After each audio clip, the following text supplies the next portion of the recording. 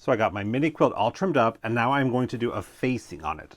Now a facing is a type of binding that you just don't see from the front. So you're going to sew it on and flip all of it to the back side rather than having it wrap the edge. So the quilt's about 20.5 inches on all four sides. So I have cut some strips that are 2 inches by a little over that. I just cut the fabric in half, so it's about 22 inches. As long as it's the size of your quilt or slightly longer, you're good. And I have 4 of these pressed in half lengthwise. Since this is going to be a wall hanging, I also cut some 4-inch squares and pressed them in half diagonally. And I'm going to sew these in the top corners so that you could put like a rod in there or some way to hang it on the wall. And I have my label. So I'm going to start with the hanging corners in the top 2 corners.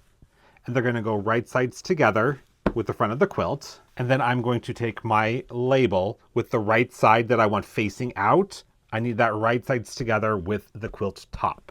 And now we're going to add on our facing strips. So I've got my strip here, and we're just going to line it up with the edge, and it's going to go off the edge. And I'll use some binding clips to hold it all in place.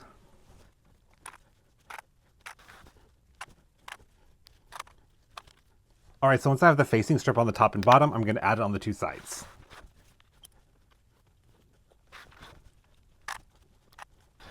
All right, all 4 sides are on, so I'm going to take this to the sewing machine and sew 1/4 inch around all of the sides. And on the corners, I'm just going to sew right over the strips as they lay.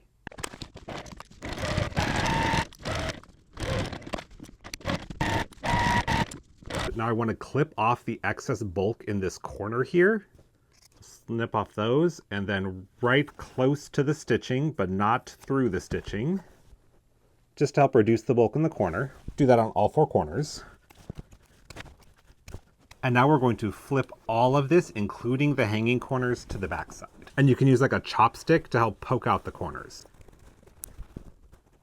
Now I'm going to take my iron and press this right along that seam so that the facing is all the way to the back of the quilt. So from the front, you won't see it. On the edge, you'll just see the seam. I'm also going to use my favorite 1/4 inch steam seam tape to hold it down, and then I'm going to hand stitch it in place so that you don't see any of the stitching on the front side.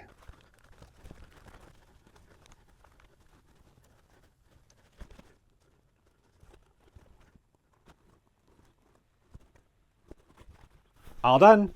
It looks great from the front. You don't see anything, and then it is all stitched down on the back, so it'll last a long time. So this will be hanging at the Powell's Bookstore downtown in the month of June as part of the Portland Modern Quilt Guild's Rainbow Mini Challenge. As the event gets closer, I will post more about it, so you can make sure to add it to your to-do list this summer.